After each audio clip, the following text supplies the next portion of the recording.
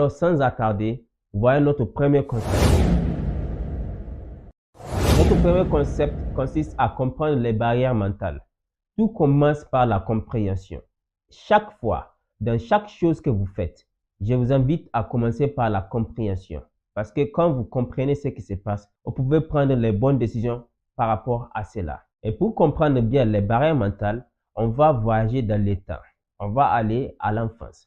En réalité, nous sommes tous programmés. J'aime bien le dire. Vous voyez, si vous regardez cette vidéo sur votre smartphone ou votre ordinateur, il faut savoir que celle-ci fonctionne suite à des programmes, des fonctionnalités. Vous regardez cette vidéo sur YouTube, si vous êtes sur l'ordinateur, c'est le web.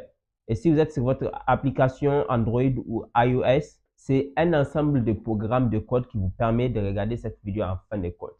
La même chose nous arrive en réalité, mais on appelle ça l'éducation. Depuis l'enfance en réalité, de 0 à 7 ans, souvent on dit de moins 0, c'est-à-dire depuis qu'on est dans les ventres de nos mamans, on a déjà commencé à observer et à écouter. Jusqu'à 7 ans environ, on ne fait qu'observer, écouter.